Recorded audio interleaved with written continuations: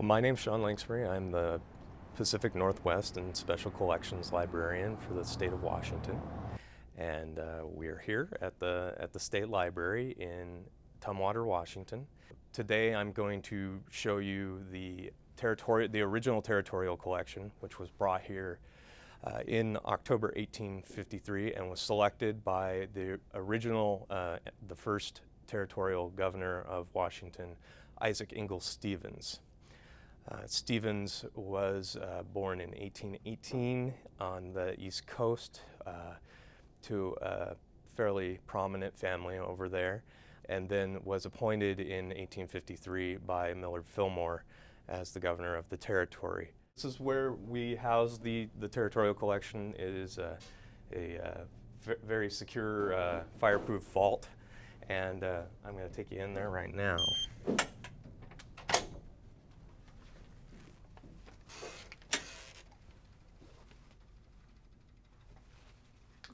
This is what remains at the State Library of the Territorial Collection. These volumes were selected between 1853 to 1857, many of them personally selected by Governor Stevens. If not, he was at least the final word on the selections. And it's a very diverse offering of materials, covers many foreign languages. We have, things that are written in German and Dutch and Latin and Italian.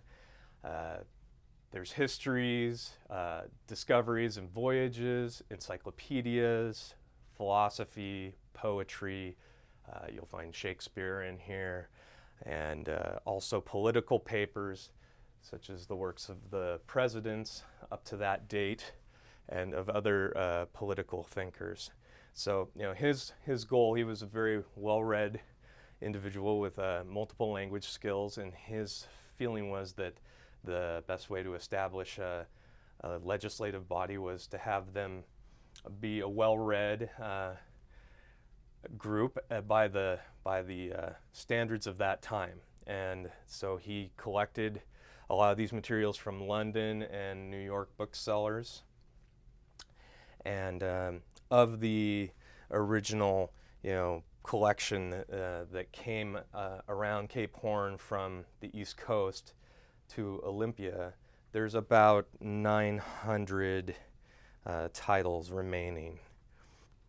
A lot of people ask what the oldest item in the collection is, and that distinction belongs to this.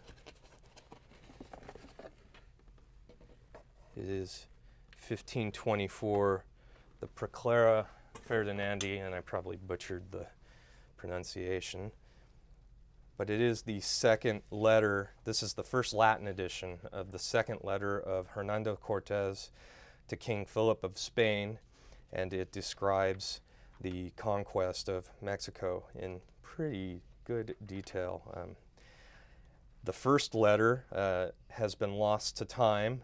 This edition is actually bound with an appendix which describes the first letter of Cortez, so this essentially covers the first two correspondences.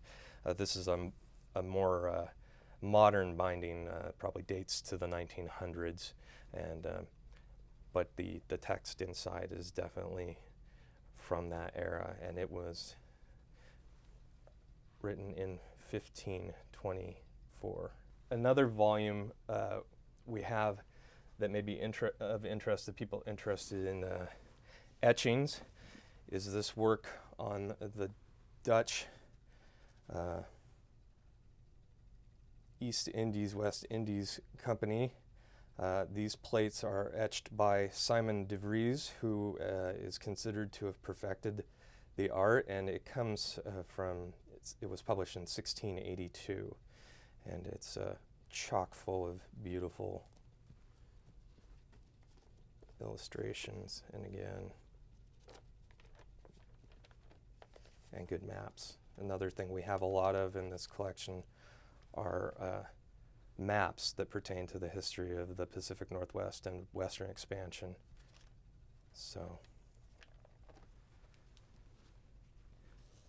and a beautiful binding.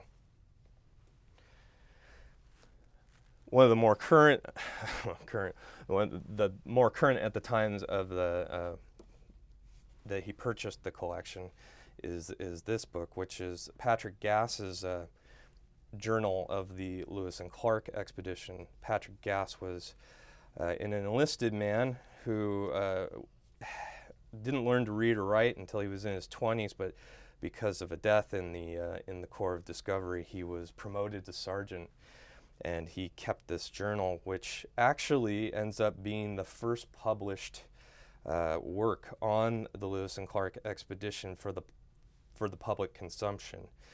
Lewis and Clark tried to keep it from being published before their own, but they had editing and compilation issues going on, and of course the issues with Meriwether Lewis's mental state probably had some bearing upon it. But this came out in 1807, and this is our first edition of it. What's nice about it is that it is written in a very easy reading style, layman's terms, and it's a good storytelling. And so for a lot of people, this was the version of the expedition they came up with at the time of those discoveries. After we separated from the Oregon country and the Oregon Territory, when Oregon attained statehood, it's important to see what was on the minds of the people organizing the government. And this is just one special collection among many here at the State Library, but this one has that primary import of sort of showing what, outside of just the political concerns, what's of interest to lawmakers of that time, and of the governor himself, who is a polarizing figure. He conducted 10 Indian treaties in 13 months. Some say he, maybe took advantage of that situation. Some would still argue a lot of the things that are contained in those treaties today, including fishing rights. And so, it gives you a peek into what was on his mind as an intellectual and as a reader and a politician. It gives you a peek into the first things that people in this state, particularly Olympia, were pulling off the shelves and reading when they came here, because this was one of the first public libraries in Washington. This library was the first that had some level of public access, and the Steilacoom Library came after us. But this is where people who lived in Olympia came to grab a book. The collection is open to the public. It is not a circulating collection, it's a special collection, and we have a special desk for people who want to come visit the reading room here in Tumwater. They can come to the second floor and request materials from here. It is a monitored desk, so it is a secure collection, but it is the library of the people of the state of Washington.